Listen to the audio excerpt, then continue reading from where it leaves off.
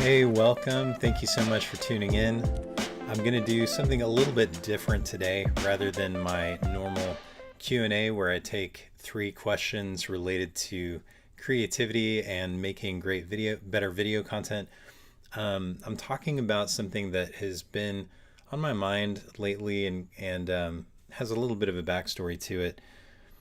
But just this idea of balancing creativity, that creative life, with family and all of the responsibilities that come with that. So this is a topic that actually I had a whole podcast about several years back. My wife and I recorded nearly 45 episodes because she is an author. She's a children's book author, and I've dabbled in various forms of creative work for years. And so at the time, we were just talking about our experience as creatives, working for ourselves, working from home, and balancing that with raising a family. And so it's something I've personally had a lot of experience with, but I'm still, like every day I'm learning new things and new ways that I can find a better balance. And so I thought it'd be good to talk about that today. And this actually really hit me this week. This week was graduation ceremonies and end of school year celebrations. And when I say graduation ceremonies, like I don't have any kids graduating high school yet, but we had one finish the 8th grade. He's going into high school next year. We had one finish the 5th grade, so he's going into middle school next year. And we had one graduate from kinder. And so it was kind of a special year. We got to go to these celebrations, and we're going to have like an ice cream thing tonight. And then we're going to get together with some friends tomorrow, and we're going to have an even bigger ice cream thing. So lots of ice cream this weekend. And as we were doing all of these celebrations, I really kind of got introspective, and I was thinking about how, like my oldest is going into high school. So we've got 4 more summers with him. And that really hit me. I was like, man. So my wife and I, being the creative people we are, and needing our kids to have stuff to do so that when we're working from home and we're trying to get our work done, they're not constantly like bothering us and stuff like that. And we have a whole system where we kind of like have a handoff in the middle of the day, and it works really well. But in order for a summer to go as smoothly as possible, we came up with all of these things for our kids to do. And some of those things there are things that they can do on their own. Some of those things are things that we can kind of participate with them in. And so I was kind of struggling with that. Like, I just created this new video workflow for myself, and I'm really trying to stay on top of that and consistent with that. And I've got, of course, my full-time job working for Podia, which is amazing and super fulfilling. And so like I'm loving all of the stuff I'm doing. And then on top of that, I had a couple of side projects that I wanted to take on and do during the summer. And it was starting to feel like, oh, okay, so if I'm going to do all of that stuff, I'm not going to be able to participate as much with the boys and the things that they're going to be doing during the summer. Some of the things that we've talked about are creative projects that the boys are going to do. So one of my boys wants to write some songs. Another one of my boys wants to write a picture book. Another one of my boys wants to design a video game. And, my background is in music. So that's like obviously a place I would love to come alongside and collaborate with my boy who's doing songwriting. I don't know as much about like video game development, but like that's something I would be really interested in kind of learning and dipping my toe in so that I could collaborate with my son who's doing that. And I was like, wow, these are like, and we're also like, we've got a bunch of documentaries we wanted to watch with the boys. We do this thing called the Summer Movie Express. We have a pool that's like half a mile from our house. And so like we have to hit the pool up, several times throughout the summer. There's so many things that like we have an opportunity to connect with our boys to do. And if I do all of these other things, I'm missing out on some of that. And when I saw how at odds those things were, I was like, yeah, that's not something I'm willing to sacrifice. I've got 4 summers left with my oldest. And this other stuff that I'm doing, like it doesn't have to wait. I'm going to do some form of it, but I don't have to spend this specific relatively short 3 months doing all of those things. Those can wait a little bit. So anyways, I wanted to talk about that because I feel like um and I do want to get into, kind of the nuts and bolts of what that looks like on my channel and how I'm thinking about that from a strategic standpoint. Um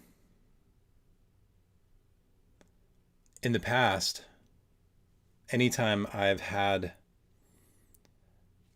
kind of a run of posting consistently and I start to, feel like I build momentum, I know what happens when I lose that momentum. Momentum is precious. It takes a lot of work to build up something that feels like momentum. And I guess the best way I can describe what that feels like for me is when I see, like, when I look at my analytics and I see the little video icons pop up at the bottom of my timeline and I see like how consistent those are. Like um, that feels like momentum. When people are liking and commenting more consistently, that feels like momentum. I mean, when my subscriber count is growing, even if it's by like one subscriber a month, that feels like momentum. And so I there's a part of me that feels torn because I don't want to lose that momentum, but um, I don't feel like I have to. And this is where the strategy comes in. I've created this workflow for myself where I'm trying to produce basically 5 pieces of content a week. I'm doing this live stream, so that's one. I'm counting this as one. From the live stream, I try to extract at least 2 shorts that I can post. And then in addition to that, I'm trying to post a creator lifestyle sort of themed video talking about things like productivity and workflow and motivation and that kind of thing. And a tutorial video where I talk specifically about gear or how to use a piece of software, production setup, like that kind of thing. That's a lot, and I I feel like I don't feel like it's absolutely necessary in order to grow my channel, but to make the kind of impact I want to make, that's what I feel like it takes. Um, but I can scale back. I can do something more like I'm keep doing this live stream every week, and maybe I just take 1 short per week from that. And maybe instead of posting a creator lifestyle video and a tutorial every week, I alternate. I post a creator lifestyle video one week and a tutorial video the next week. So there are ways that I can maintain some form of momentum a consistent output, which I think is really important, without sacrificing this amazing opportunity that I have to connect with my kids, to partner with them creatively, and to kind of be an example and an encouragement for what they will do creatively in the world. And I haven't figured out a specific strategy yet. That's kind of next on my list. This is really raw and new and kind of just recently hitting me, because this is, like, we've had a really busy week and all of this stuff happened this week. But it just, as I thought about it, it just reminded me how much I value having that balance, and how much it means to me to be able to actually be there with my kids while they're doing that stuff. So I wanted to let you know, things will be changing a little bit on this channel, not a lot. I'm still going to be doing this every week. This is, if everything else falls away, this live stream, this weekly live Q&A is something that I want to have as a weekly rhythm throughout the summer and beyond. But I am going to look for strategic ways to scale back on those other things so that I free up my time to be able to do some creative stuff with my kids. So I feel good about that. And one more quick thing, because this is Memorial Day weekend, so we got Memorial Day coming up. That is going to be a week that I'm taking off of posting some of my regular stuff. So, and I think most of the time, like, holidays like that will either fall. Well, so I'm like totally thinking out loud right now. I didn't prepare any of this. I apologize.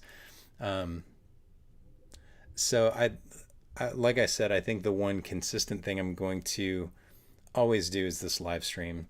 And if there's a holiday, like, I'll make an announcement and I'll probably just move it to another day. But when there's a holiday interruption, I want to exemplify, like, giving yourself permission to recognize that, like, any interruption to your workflow, whether it's a holiday or maybe there's some, special event that you have to do or whatever, within reason, I feel like we need to give ourselves permission to take some time away, or to defer the publishing of our content. Like, if you can create a workflow where you build a buffer and you're able to, like, have stuff in the queue that you can publish, that's something I want to get to eventually. But when you're not there, you can really burn yourself out fast if you have those weeks where, like, there's a holiday or a special event and you take the time off and then you're trying to play catch up with a shorter amount of time. And so my feeling is, instead of doing that to yourself, like, be okay with letting a week go by without any additional published content. Or, like, do something short explaining why you're taking a week off, or make a short video just talking off the cuff about something you care about and just post that, and be okay with, like, it not being polished or edited or whatever. But don't force yourself. Don't try to force a 5-day workflow into 4 days or 3 days or whatever. So anyways, I wanted to talk to you about those two things.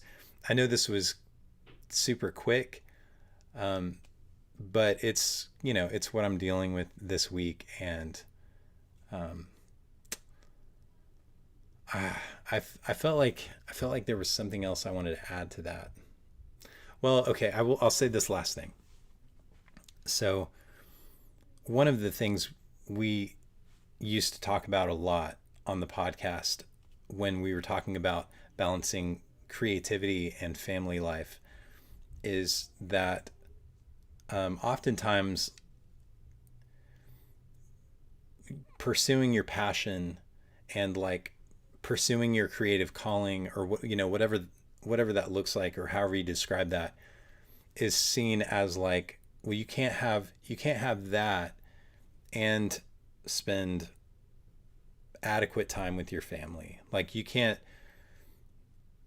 one of those two things is going to, like, you're going to have to sacrifice somewhere.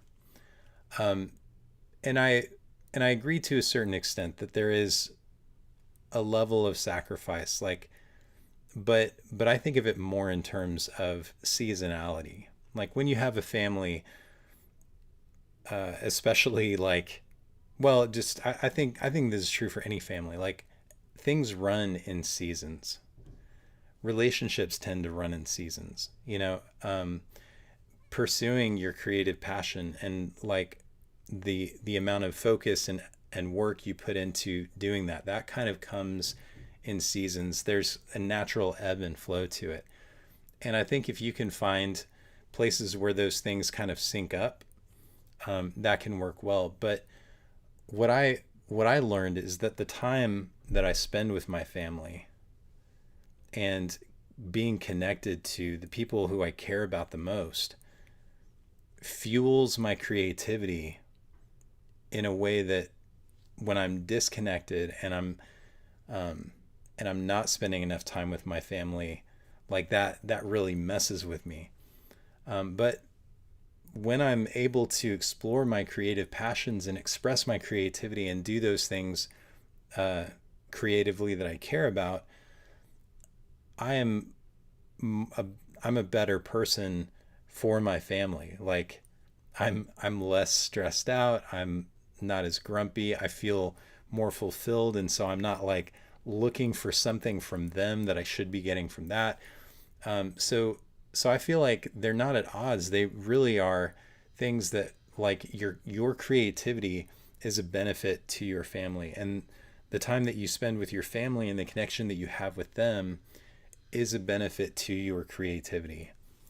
And in this sense too, when I'm talking about family, I'm talking about my spouse and my children. But family can be however you define it. Maybe in your mind, family is a group of friends that you're extremely close with, that you get together with every week or something like that. So I'm not worried about those definitions, but just the principle and the idea that, like, you don't have to sacrifice relationships for creativity, and you don't have to sacrifice your creativity for relationships. I think those things can work together. But like I've been describing, going into this season, going into this summer, I'm scaling back my production a little bit so that I can put some of my creative energy behind what my boys are doing, and put some of my time into some things that we can do together. And ultimately, I I think that comes back um, to as a benefit to my creativity. So I hope that's encouraging for you, and that's going to do it for this live stream. Like I said, it was just a quick one, but thanks so much for tuning in, and I will see you next time.